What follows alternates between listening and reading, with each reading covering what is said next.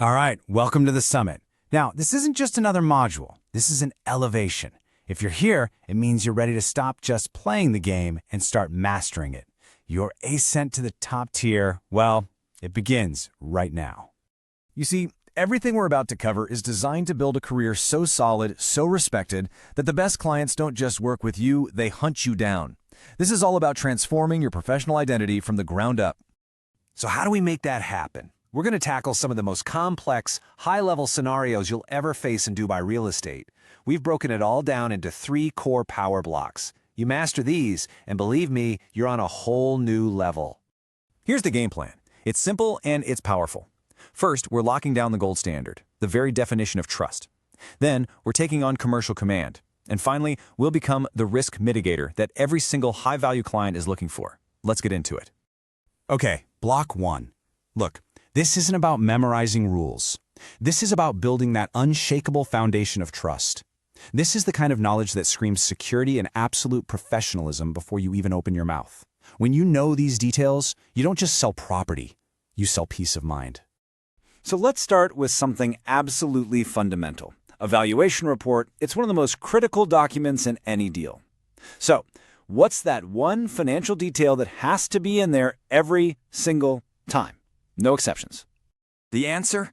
It's so simple, but so crucial. The value has to be written in both figures and in words. Now, this isn't just a tiny detail for the sake of it. This is your #1 defense against any future disputes. A single misplaced comma, a zero that gets smudged, that can turn into a legal nightmare. This one rule makes ambiguity totally impossible, and it protects everybody.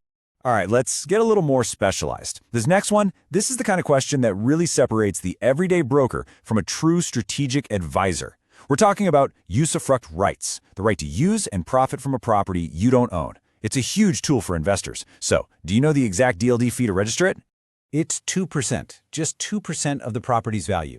But knowing that number off the top of your head, that's a power move. It lets you give your client instant financial clarity, and that builds a level of confidence and trust that you just can't buy. Okay, here's a scenario that could save your client a lot of headaches. Imagine an investor, maybe they're overseas. They buy a brand new unit, but they don't take possession of it right away. So when does that 1-year warranty clock for defects actually start ticking? And this right here is the critical detail that you, as their trusted advisor, have to know. The warranty doesn't start on the handover date. It starts from the day the completion certificate is issued. This is so important. It means if your client is stuck abroad and can't get the keys for, say, 6 months, their warranty isn't just wasting away. With this knowledge, you've just actively protected their investment. Awesome. Now, let's shift gears to our second block, commercial command. This is where we really separate the pros from the amateurs. We're diving into the kind of complex details that will establish you as an undeniable technical expert. You know, in jointly owned properties, the role of the owner's committee is so often misunderstood, and that confusion can get really expensive.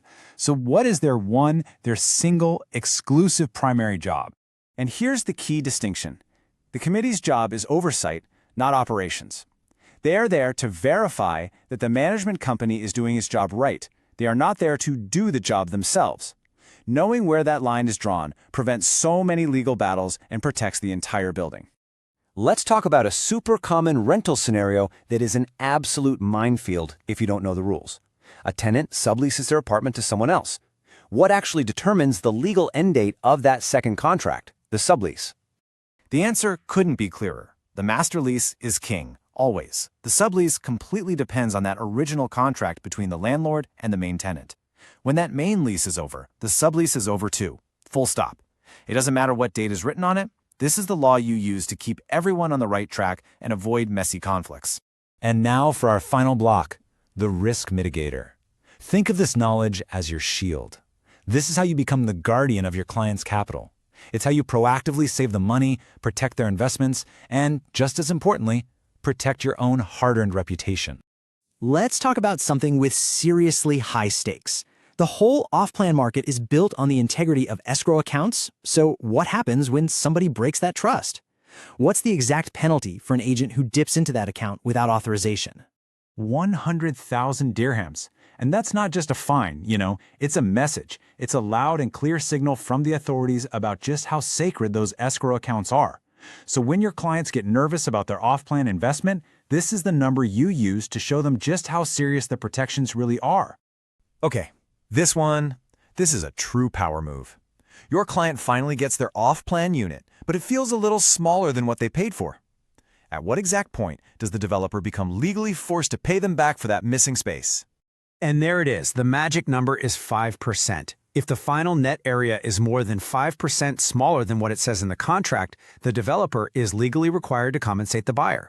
Knowing this one fact can literally save your client a fortune, and it proves your value in a way that nothing else can.